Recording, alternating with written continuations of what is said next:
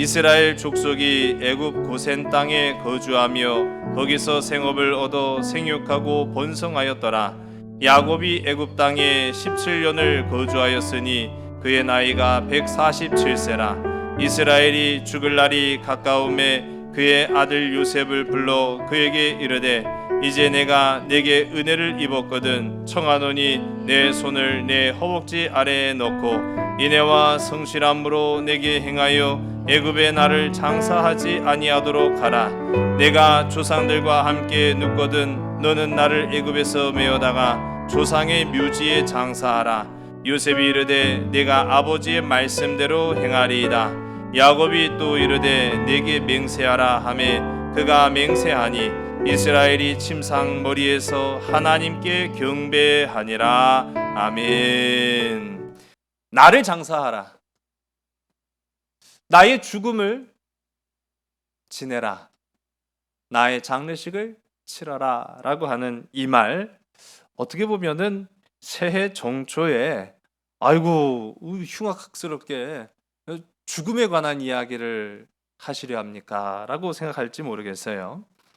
세상에 생명을 둘 가진 사람은 있을까요? 없을까요? 없지요. 맞습니다. 세상에 내게 주어진 생명은 단 하나입니다. 그래서 온 천하를 다 주어도 바꿀 수 없는 것이 바로 내 생명이지요. 인간이 자기 자신을 자각하는 바로 첫 번째 원리와 원칙은 나의 생명의 소중함과 존귀함입니다.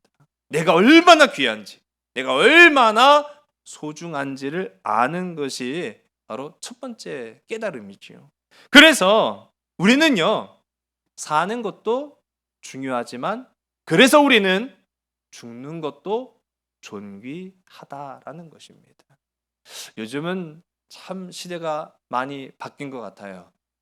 전에 같아서는 저는 그런 적을 본 적이 없는데 지난번에 한번 이렇게 지나가다가 우리 지역은 아니고요. 다른 도시에서 이렇게 지나가다가 야 저거 봐 제가 했어요. 뭘 보라고 했을까요? 건물을 보라고 했는데 세상에 강아지 장례식장이 있더라고요. 세상에 강아지 장례식장이 있는 걸 보고 깜짝 놀랐습니다. 아, 이런 세상이 됐구나. 사람만 존귀한 게 아니라 기르는 개도 존귀한 시대가 됐구나.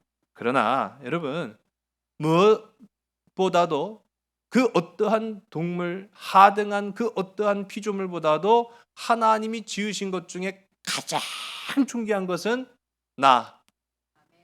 여러분, 우리 인생인 줄로 믿으신 여러분 되시기 바랍니다. 그래서요, 잘 준비한 사람이 잘 살듯이 잘 준비한 사람이 잘 죽습니다. 우리 한번 따라 볼까요?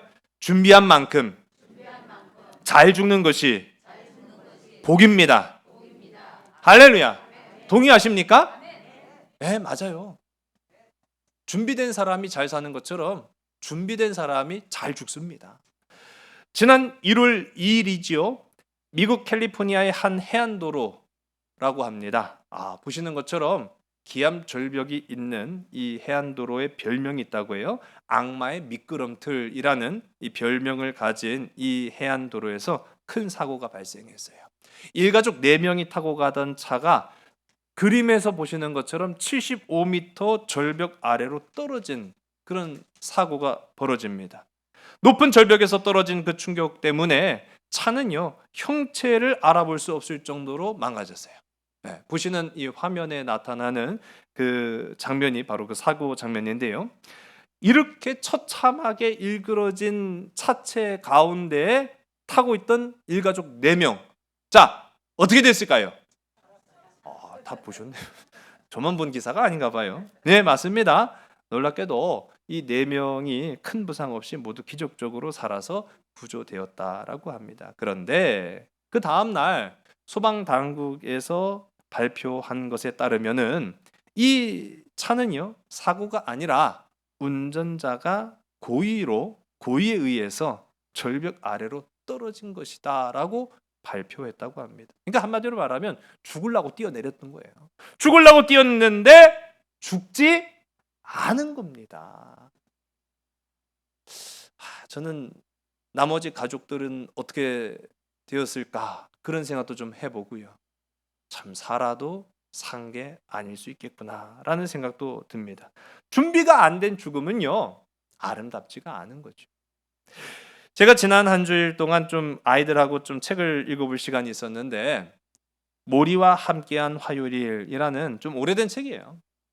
참 이 책이 여러 가지를 생각해 볼 수 있는 그런 의미 있는 아주 짧고 쉬운 책이라서 아이들과 함께 좀 읽었습니다. 이 책 가운데 내용을 보게 되면 대학교에서 학생들을 가르치는 노 교수 모리라는 분이 어느 날 몸이 좀 예전 같지 않음을 이제 느낀 거예요. 뭐 물론 나이도 있지만은 나이가 들었다고 해서 이렇게 힘이 없나라고 해서 병원을 찾아갔고요. 그 병원에서 루게릭 병이라는 불치의 병명을 알게 됩니다.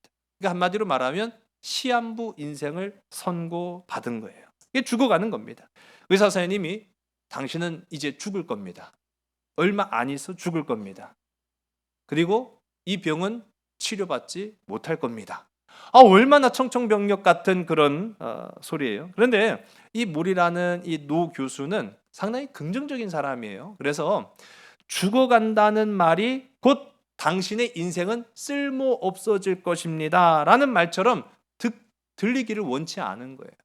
당신 죽습니다. 당신 곧 죽습니다 하는 말은요, 당신은 이제 쓸모 없어질 겁니다 라는 말처럼 들리잖아요. 그래서 더욱 왕성하게, 더욱 활발하게 이제 사람들과 교제를 나누고 아무 일도 없었던 것처럼 다시 강단에 서서 이 교단에서 학생들을 가르치려고 하는데요, 어느 날 같은 동료 교수가 그만 심장마비로 죽음을 선포받은 자기보다 먼저 죽은 거예요. 예고도 없이 죽은 거죠, 이 사람은. 한마디로 말하면 자기는 예고를 받고 지금 이제 죽음을 기다리는 상황이고, 자기 동료 교수는 죽을 거라고는 생각도 못했는데 갑자기 죽은 거예요. 그 장례식장에 갔다가 그만 이 모리 교수가 낙심하고 만 거예요. 장례식장을 다 둘러보고 낙심한 거죠. 왜냐하면 나도 곧 죽을 거니까. 나도 죽으면 이런 장례식을 하겠지? 이 장례식을 하면 많은 사람들이 모여서 슬퍼하기도 하고 또 나를 기억하기도 하고 그런 얘기들을 오고 가겠지? 그러면서 이 모리 교수가요, 이런 생각을 하는 거죠. 이런 부질없는 일이 어디 있담. 사람들이 모여서 다 멋있는 말들을, 그 사람을 기억해주고 춤을주는, 칭찬해주는 말들을 하는데 정작 당사자는 그 말을 들어요, 못 들어요? 못 듣죠. 왜요? 죽었으니까요. 이미 죽었기 때문에 주인공은 듣지 못하는 장례식을 하고 있으니 아이고 얼마나 억울하고 원통한 일인가라고 생각을 이 모리 교수가 합니다. 그래서 장례식장에서 돌아온 그 길로 사람들한테, 가까운 지인들, 친척 사람들한테 전화를 막 돌려요. 와라. 그래서 모여요. 뭘 했을까요? 그렇죠. 장례식을 한 거예요. 누구 장례식? 그렇죠. 내 장례식장을 한 거예요. 살아있는 장례식을 합니다. 아니 죽으면 다 소용없더라. 내가 가서 보니까 죽은 사람은 아무리 좋은 말, 아무리 좋은 칭찬해도 그거 못 듣는데, 야, 난 그거나 듣고 죽자. 그래가지고 진짜 이 사람이요, 살아있는 장례식을 펼쳐가지고 죽을 사람을 앞에 놓고 그 사람을 추모하는 거예요. 우리 교수님 또는 우리 형부 막 하면서 아마 이제 그 모인 자리가 눈물바다가 되기도 하고 또 웃음바다가 되기도 하고 그랬죠. 한마디로 말하면 이 살아있는 장례식장은 대박을 친 겁니다. 대성공을 했죠. 그런데 결정적인 거, 죽었어요? 안 죽었어요? 그렇죠. 여기에 붙는 단서 조항, 아직 안 죽었다는 거예요. 아직 안 죽었다. 여러분, 우리도 마찬가지입니다. 제가 요즘 수요 예배를 함께 나누면서 이단의 역사, 이단의 정말로 마귀의 간계한 그 교묘한 술책을 가지고 믿는 자들과 믿지 않는 사람들을 다 현혹하게 하는데 빠져들 수 있는 가장 큰 유혹 중에 하나는 바로 미래에 대한 예언이에요. 제가 한 가지 예언 확실한 거 하나 할까요? 여러분은 나를 포함해서 다 이거 제가 입이 떨어지면은 그때 말씀하셔야죠. 맞아요. 죽습니다. 우리는 다 죽습니다. 그거 한 가지만은요, 진리고 명백한 사실이라는 거예요. 내게 주어진 생명은 하나입니다. 너무너무 귀하고 소중하지만 분명한 거는 우린 다 죽는다는 거예요. 그러나 아직 우리는 죽지 않았습니다. 맞아요. 아직 우리는 살아있다는 거예요. 아직 우리는 살아있습니다. 그러면 바로 지금이 가장 중요한 때입니다. 아직 죽지 않았다고 한다면, 아직 내가 살아있다고 한다면 바로 이때에 우리가 해야 할 일들이 가장 중요한 일입니다. 바로 하나님을 찾는 저와 여러분 되길 간절히 소원합니다. 죽음을 준비하는 저와 여러분 되길 간절히 소원합니다. 천국을 바라보는 저와 여러분 되기를 주님 간절히 소원합니다. 살아있을 때 천국을 바라보시기 바랍니다. 살아있을 때 주님을 갈망하는 저와 여러분 되길 간절히 소원합니다. 죽은 자는 찾을 수가 없어요. 죽은 후에는 주님 앞에 설 수가 없습니다. 어떻게 해요? 이렇게 살아있는 채로 설 수가 없어요. 죽은 뒤에는, 제가 좀 이따 말씀드리겠지만, 죽은 뒤에는 이루어질 일들이 있어요. 또 따로. 제가 전에 있던 교회에 80대 성도님 한 분 전도해가지고 갔어요. 이런저런 얘기를 하다가 이분이 고민이 있다는 거예요. 아이고, 목사님 나 고민이 있어요. 그래서 제가 말씀하세요 그랬더니, 그런디 부끄러워서 말 못하겠시오. 그러면 왜 얘기를 꺼냈디야? 그렇죠?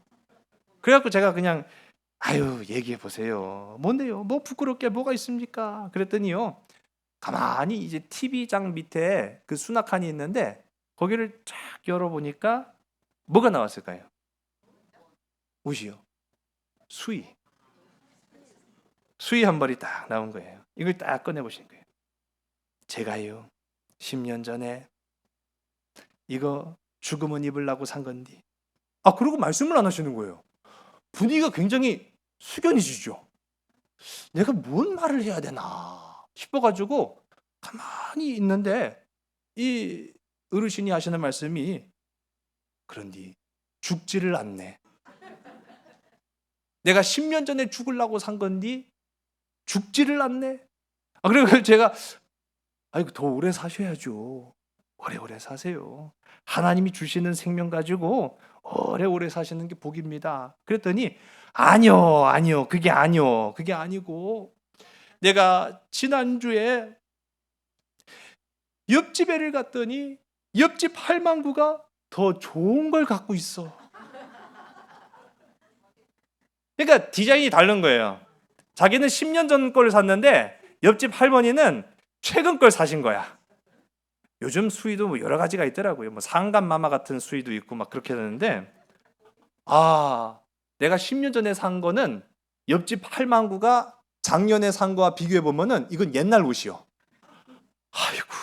제가 그러니까 이제 또 이게 그게 고민이시구나. 그럼 사세요. 자녀분들한테 얘기해 갖고, 야, 나 그거 10년 전에 산 거 그 유치해 갖고 못 입겠다. 새로 하나 사다 와. 그런 줄 알고 사셔요. 그랬더니 양반이 또 손살이 아니요 그게 아니요. 뭔데요? 그랬더니 그거 사면 금방 죽을까 봐 그게 고민이요. 새 거 사면 금방 죽을까 봐 또 고민이라는 거예요. 사고는 싶은데 그거 사면 또 금방 죽어버릴까 봐. 그래서 이분이 죽기는 싫구나. 제가 그런 생각하고 오래오래 사세요. 제가 그걸 말씀드렸는데, 여러분, 우리는요, 죽음이라는 것이 멀리 있다고 생각하면은 뭐 아무 생각 없겠지만은 언제 죽을지 모르다라는 그런 마음, 그런 생각이 내 안에 들어오면은요, 생각이 참 많아집니다. 특히 우리 교회에도 우리 나이 많으신 우리 성도님들, 그러나 걱정하지 마시기를 주의 간절히 소원합니다. 뭐 수위도 걱정하고요. 지금 방금 보여드린 것처럼 내가 어디에 묻힐지, 장례는 어떻게 치를지. 그런데 가장 많이 걱정하고 생각하는 게 뭘까요? 죽음을 앞두고 자녀들입니다. 자녀들. 내가 자녀들한테 폐는 끼치지 않을까. 또 우리 사랑하는 자녀들이 어떻게 살아갈까? 그런 걱정들도 많이 한다고 해요. 그런데 성경을 보게 되면은 죽음은 죽음 자체가 아니라 그 죽음 이후를 생각하라고 성경은 말하고 있어요. 히브리서 9장 27절 가운데 나오는 이 말씀, 우리 성경을 보시고 화면을 보시고 함께 읽습니다. 시작. 한 번 죽는 것은 사람에게 정해진 것이요 그 후에는 심판이 있으리니 아멘. 우리는 다 죽습니다. 그런데 죽음만을 생각할 것이 아니라 성경은 죽음 이후에 올 무엇을 생각하라고요? 그렇죠. 심판을 생각하라고 이야기합니다. 그래요. 바로 그겁니다. 우리가 생각해야 될 것은요, 죽음뿐만이 아니라는 거예요. 심판, 하나님 앞에 서야 됩니다. 살아있을 때 하나님을 찾지 않으면, 아까 제가 말씀드렸죠? 우리는 죽음 뒤에는 심판밖에 없어요. 거기에서 다 판명되는 거죠. 내가 어떻게 살았는지, 내가 어떤 믿음을 했는지, 내가 어떤 유산을 남겼는지를 그 심판대 앞에서는 명명백백히 밝혀질 수밖에 없는데, 그러나 그 심판기, 그 심판의 결과가 달라질 수 있습니다. 언제 달라질까요? 지금 내가 살아있을 때, 내가 지금 살아있을 때 하나님을 찾는 자는 심판의 결과가 달라지는 줄로 믿으신 여러분 되시기 바랍니다. 그래서 부탁드립니다. 살아있는 동안 저와 여러분 성령을 근심시키는 자가 되지 마시기를 주의 간절히 소원합니다. 사람의 생각과 판단에 휘둘려서 악령의 일들을, 악령에 사로잡힌 자들이 되지 않기를 주의 이름 간절히 소원합니다. 심판이 두렵다고 한다면 결단코 하지 못할 일들을 우리는요, 인간의 그 짧은 생각과 사고 때문에 그르칠 때가 참 많다라는 것을 보게 돼요. 성령을 사모할 수 있는 오늘 이 시간 저와 여러분 우리 모두가 되기를 주의 이름 간절히 소원합니다. 오늘 우리는 야곱의 죽음 준비를 보게 됩니다. 아직 야곱은 죽지 않았어요. 그런데 야곱은 지금 죽음을 준비하고 있는 그런 모습들을 봐요. 우리도 이 야곱의 죽음 준비를 통해서 천국을 아름답게 준비할 수 있기를 주의 이름 간절히 소원합니다.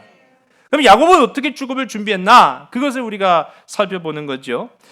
야곱은요, 하나님의 약속을 기억하면서 죽음을 준비했다는 거죠. 여러분, 하나님의 약속을 기억하면서 죽음을 준비할 수 있는 저와 여러분 되길 간절히 소원합니다.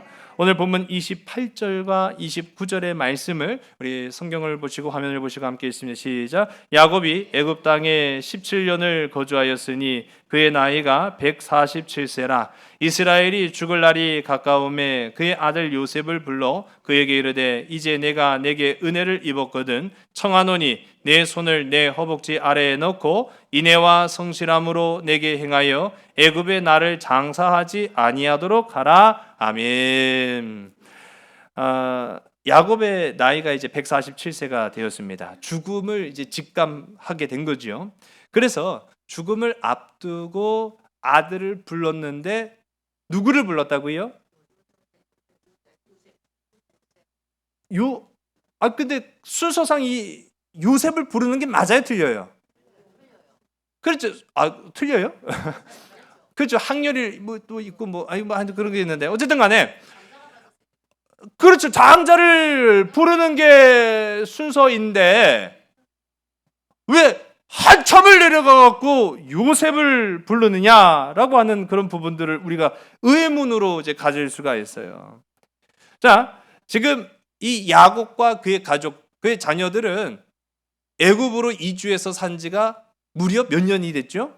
그렇죠. 17년. 우리 성경에 나온 그대로 17년이 되었습니다. 기근은 끝났어요. 이미 우리가 지난 시간에 함께 살펴본 것처럼 그 해가 다 지나가고 새 해가 오면서 그들의 삶에도 한 줄기 빛과 같은 하나님의 은혜와 하나님의 영광이 비추어서 기근이 사라졌습니다. 이제 평탄한 인생을 살아갑니다. 17년이 지난 그 시점, 기근은 지났지만은요, 요셉의 임기는 아직 지나지 않았구나라는 것을 우리가 살펴보게 돼요.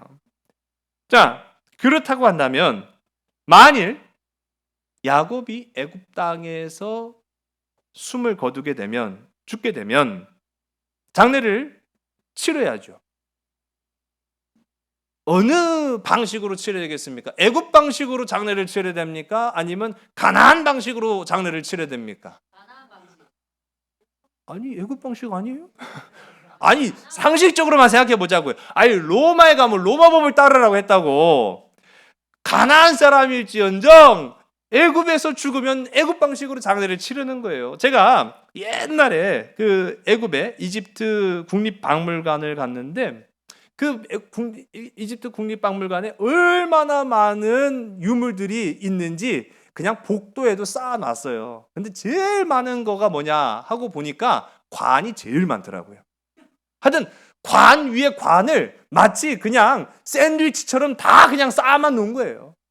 그거 하나하나가 수천 년 전 거거든요. 어마어마한 유물인데도 불구하고 어떻게 전시할 장소가 부족하다 보니까 그냥 막 쌓아놨는데 깜짝 놀랐어요. 우리가 일상적으로 보는 애굽 사람들이 아니요. 이 관은요, 사실 죽은 사람의 얼굴과 형상을 그대로 본떠 갖고 그림으로 바깥에 표시를 해놓습니다. 그려놓습니다. 근데 보면은 3분의 2는 애굽 사람들이 맞아요. 근데 3분의 1 정도는 머리도 짧고 옷차림과 모양새도 애굽 사람이 아니요. 외국 사람이에요, 외국 사람. 외국 사람을 장사 지었는데 보니까 꼭 애굽의 장례 방식대로 그대로 장례를 치르고 관에다가 놓으든, 그 관 열면 아마 이 미라가 있을 거예요. 그렇게 장례를 치렀더라고요. 여러분, 상식인 거죠. 애굽에서 죽었으면 애굽 방식대로 장례를 치르는 것이 사실입니다. 그런데 오늘 우리가 함께 읽은 이 말씀 가운데 보면은 왜 요셉을 불렀느냐라고 하면, 어차피 나 죽으면 장례 치를 것인데 애굽 방식대로 짓기를 원했어요? 아니면 가나안 방식대로 짓기를 원했어요? 그렇죠. 어차피 요셉이 주관을 해야 된다는 걸 알아요. 그러니까 요셉을 부릅니다. 그런데 요셉을 불러서 한다는 말이, 야, 나 죽거든. 너 총리 아니야. 너 돈도 많지, 권세도 있지, 명예도 있지. 나 죽거든. 아주 그냥 상다리가 부러지게 그냥 음식도 잘 차리고, 나 죽거든. 장례를 아주 그냥 잘 성대하게 한번 해봐라. 그게 아니라 나 죽거든. 나를 장사하지 말아라.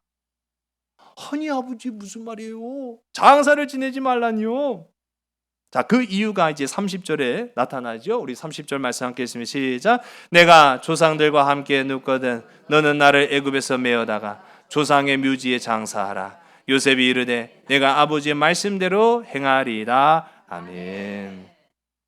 요셉아, 내가 죽거든 나를 애굽의 방식대로 장례 지르지 말고 조상의 묘지에 나를 장사해라 라고 하는 말. 여러분, 이 조상의 묘가 어디입니까?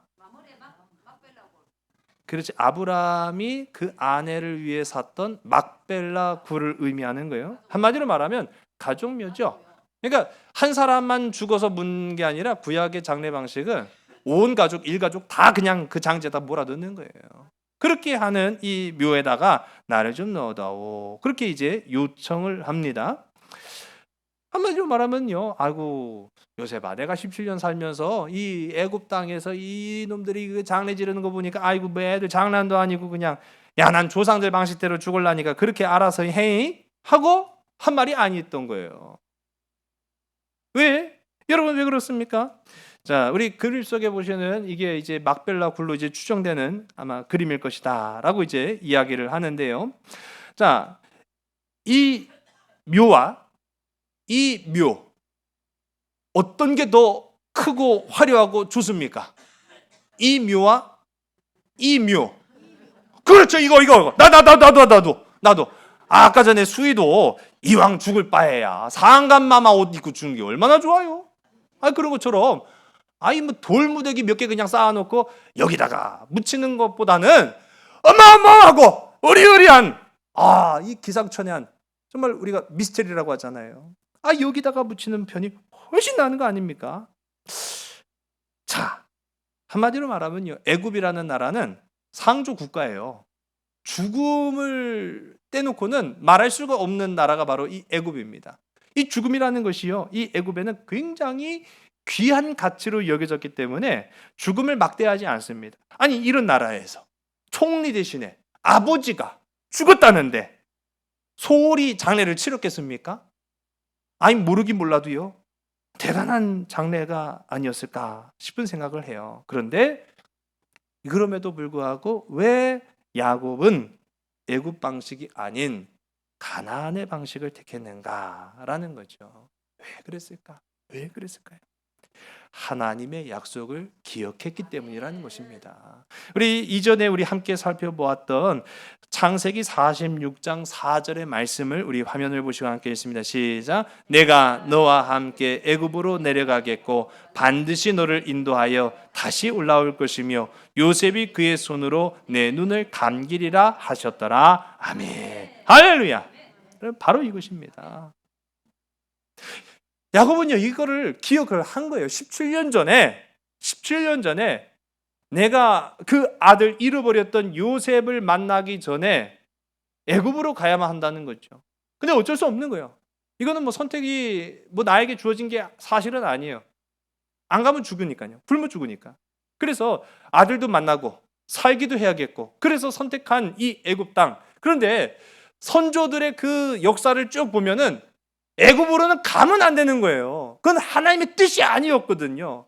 그래서 주저주저하고 망설입니다. 그때 하나님이 나타나셔서 야곱에게 하시는 약속, 내가 너와 함께 애굽으로 갈 거니까 걱정하지 말아라. 그리고 내가 너와 함께 살 거니까 걱정하지 말아라. 내가 때가 되면 반드시 너를 인도하여 너를 다시 데리고 올 거니까 걱정하지 말아라. 그리고 요셉이 너의 장래를 책임질 거니까 또한 걱정하지 말아라.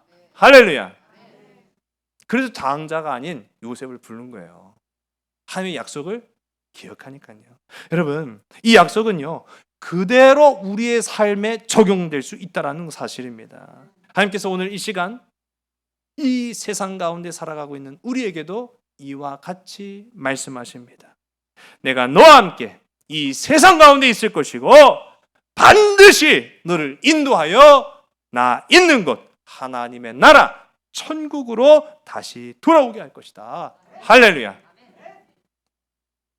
오늘 그 믿음을 가지고 우리 2023년 힘차게 살아가시기를 주의 이름으로 간절히 소원합니다. 또 야곱은요, 자녀들의 미래를 생각한 거예요. 우리가 이제 해마다 명절을 앞두고 부모님의 산소를 갑니다. 자, 그런데 강원도에 산소가 있으면 어디로 가야 돼요? 그래서 강원도로 가는 거죠. 저 전라도에 산소가 있으면 어디로 가야 됩니까? 전라도로 가는 거예요. 서울에 있으면 서울로 가는 것이고요. 내 조상, 내 부모님이 묻힌 곳으로 자녀들은 가기 마련인 거예요. 그러면 애굽에 내가 묻혔다고 한다면 자녀들은 가나안으로 가겠습니까? 그렇죠. 안 가고 그냥 여기 있는 거예요. 어차피 내 아버지 야곱의 묘가 있는 이곳이니까 이곳에 머무르겠다라고 생각하지 않겠습니까? 그런 거죠. 한마디로 말하면 야곱은요, 자녀들의 신앙의 미래를 생각한 거예요. 신앙의 미래.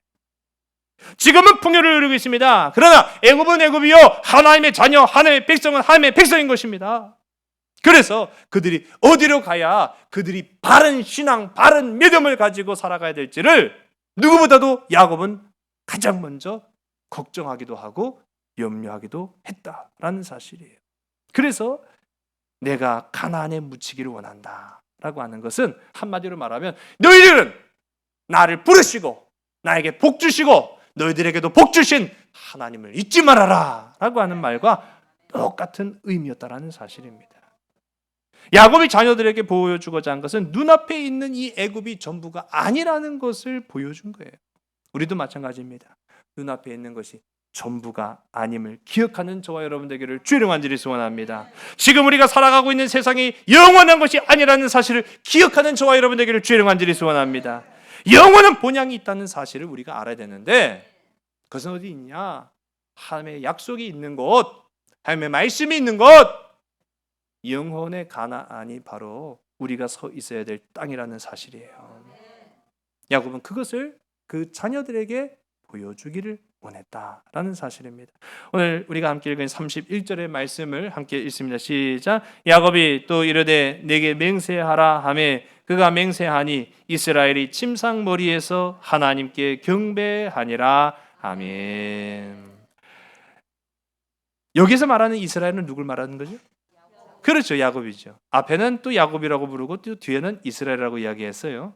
그러니까 지금 야곱과 이스라엘이 같이 혼용되어 사용되는 그런 모습들을 보게 되는데, 이 야곱이요, 요셉에게서 약속을 받았어요. 나 애굽 방식으로, 애굽에서 장사 지내지 말고 가나안 방식으로 하나님이 약속하신 그 땅 가나안에 장사 지낼 수 있도록 네가 약속해라 라고 했더니, 이 요셉이 예 아버지 그렇게 할게요 라고 다짐을 합니다. 자, 그러는 와중에도요, 이 야곱의 육신은 굉장히 이제 노쇠하였던 거죠. 거동마저 불편한다라는 것을 알 수 있는 그 대목이 바로 침상머리에서라고 하는 그런 부분이에요. 그러니까 누워서 일어날 힘도 지금 없는 상태인 거죠. 누워서 일어날 수도 없는 그런 상태에서도 그가 이 요셉이라는 사람이 이제 변화되어서 하나님의 백성, 하나님의 자녀가 된 이스라엘이라고 하는 사람이 어떻게 합니까? 그 누운 자리에서도 예배를 드렸다라고 하는 모습입니다. 여러분, 예배 드리기를 쉬지 않는 이 야곱의 모습을 주목할 수 있는 저와 여러분 되기를 주의 완전히 소원합니다. 예배는 생명입니다. 여러분, 이거 기억하는 그리스도인들이 많지 않아서 참 안타까워요. 예배는 생명이에요. 예배는 내 마음대로 판단할 수 있는 게 아니에요. 내 두 다리 멀쩡하니까 교회 가고 내 두 다리 성치 않으니까 교회 안 가도 된다, 그렇게 생각하는 것이 예배가 아닙니다. 예배는 하나님이 우리에게 명령하신 선포예요. 할 수만 있는 대로가 아니라 나는 죽기까지 하나님 앞에 예배드리겠습니다라고 선포하는 자가 오늘 이 시간 저와 여러분 되기를 간절히 소원합니다. 내 마음대로 왔다가 내 마음대로 가고, 그걸 어떻게 참된 예배라고 말할 수 있겠습니까? 지금 야곱의 모습을 보세요. 그가 거동이 불편했지만 그 누운 자리에서조차도 하나님 앞에 예배드리자, 하나님 앞에 영광을 돌리자, 그래 나의 죽음을 이제 우리가 슬퍼할 것이 아니라 이제 다 예배되었으니 기뻐하도록 하자, 하나님만 의지하자라고 하면서 그 누운 침상에서조차도 예배드리는 이 야곱의 모습, 이 모습을 지금 누가 보고 있는 거예요? 하나님은 당연하고 지금 육신의 눈으로, 그렇죠, 자식들이 보고 있는 거예요. 자녀들이 보고 있다는 거예요. 여러분, 야곱은 예배로 인생의 아름다운 마무리를 준비하고 있는 그런 모습들을 보게 됩니다.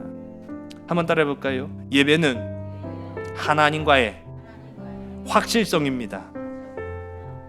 여러분, 하나님과의 관계를 확실하다 믿을 수 있습니까? 아니, 아멘이 나와야 되는데 진짜. 여러분, 하나님과의 관계가 확실하십니까? 무엇을 보고 확실하다 말할 수 있습니까? 예배를 통해서 확실하다고 말할 수 있는 거예요. 예배를 통해서 확실하다고 말할 수 있는 거예요. 예배가 아니고는요, 증명할 다른 방법이 없어요. 예배를 통해서만 나와 하나님과의 관계는 변치 않습니다. 확실합니다. 온전합니다. 그렇게 고백이 되는 거예요. 예배는요, 믿는 자의 믿음의 기준이고요, 그 척도입니다. 그래서 예배를 보면 그 사람의 믿음을 확인할 수 있는 거예요. 거룩한 척한다 할지라도 예배자의 그 태도를 통해서 우리는 그 사람의 믿음이, 그 사람의 천국 신앙이 어떤 것인지를 확인할 수 있습니다. 즉 하나님과의 관계가 확인될 수 있다라는 거예요. 야곱은 죽음을 앞둔 직전 가운데에서도 그 침상에 누워서 하나님 앞에 영광을 돌리며 하나님, 나는 확실한 하나님의 백성이요 자녀이니 나는 지금 이 땅 가운데 있지만, 누워있지만 하늘을 봅니다. 주님을 의지합니다. 나를 붙드실 주님을 사모합니다 라고 고백하였는 줄로 믿으신 여러분 되시기 바랍니다. 저 높은 곳을 향하여 날마다 나아갑니다. 내 뜻과 정성 모아서 날마다 기도합니다. 내 주여 내 맘 붙드사 그곳에 있게 하소서. 그곳은 빛과 사랑이 언제나 넘치옵니다. 괴로움과 죄가 있는 곳 나 비록 여기 살아도 빛나고 높은 저곳을 날마다 바라봅니다. 내 주여 내 맘 붙드사 그곳에 있게 하소서. 그곳은 빛과 사랑이 언제나 넘치옵니다. 아멘. 여러분, 주님 나의 마음 붙들어 주시면 나 그곳에 있습니다. 그것이 예배예요. 나 지금 비록 여기 있지만, 나 비록 고난과 괴로움과 죄 가운데 있지만 주님을 바라볼 수 있습니다. 내 생명 하나뿐이지만 그 생명을 주관하시고 이끄시는 분은 내가 아닌 하나님이시기에 가능한 것을 나는 확신합니다. 무엇을 통해 할 수 있어요? 예배를 통해 할 수 있는 거예요. 하나님, 나를 붙잡아 주세요. 나를 인도해 주세요. 나를 절망의 이곳에서 소망과 희망의 곳인 하나님의 나라로 인도하여 주세요. 그것이 죽음을 잘 준비하는 자의 믿음이라는 거예요. 여러분, 이 말씀을 우리의 삶 속에 이제 한 주일 동안 적용하며 살아갈 간절히 소원합니다. 2023년 준비하는, 그래서 하나님의 말씀과 은혜로 준비하는 한 해가 되시길 바랍니다. 하나님의 나라를 준비하는 한 해가 되시길 바랍니다. 천국을 준비하는 한 해가 되시길 바랍니다. 더 나은 본향을 사모하는 한 해가 되시기를 주의 이름으로 간절히 소원합니다. 야곱처럼 자녀들에게 살아계신 하나님을 내가 먼저 믿고, 내가 먼저 알고, 그리고 제대로 순종하는 그 모습을 보여주시기를 주의 이름으로 간절히 소원합니다. 제가 항상 말씀드리잖아요. 애들은 잔소리하는 대로 따라오는 것이 아니라 보여주는 대로 따라오는 겁니다. 보여주는 대로 따라옵니다.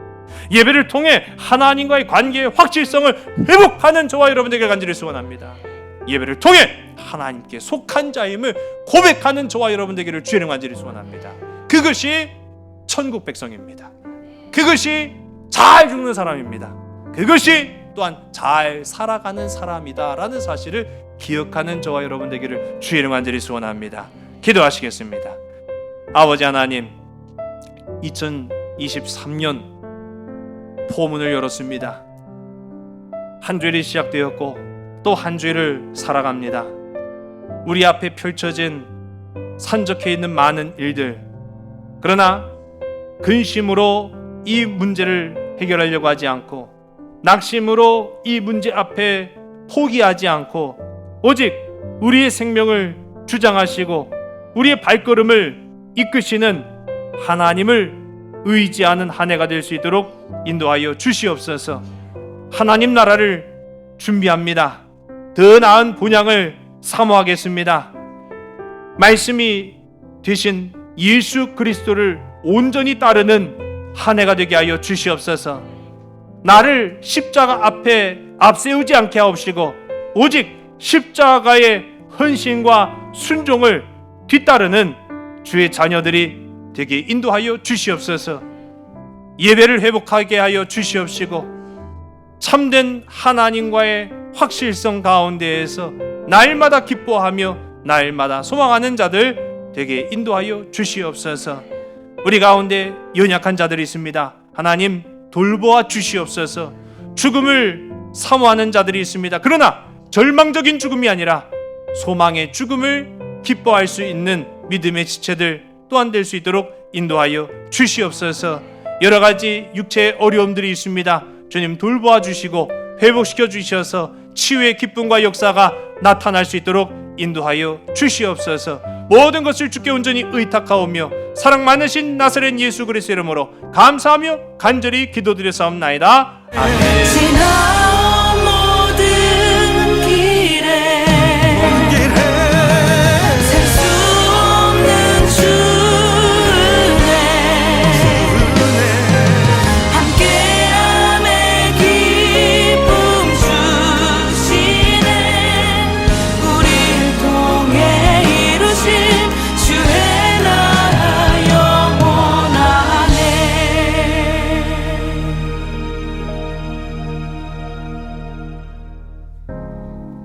끝이라고 생각했던 그곳에서 시작되네. 완전하신 주의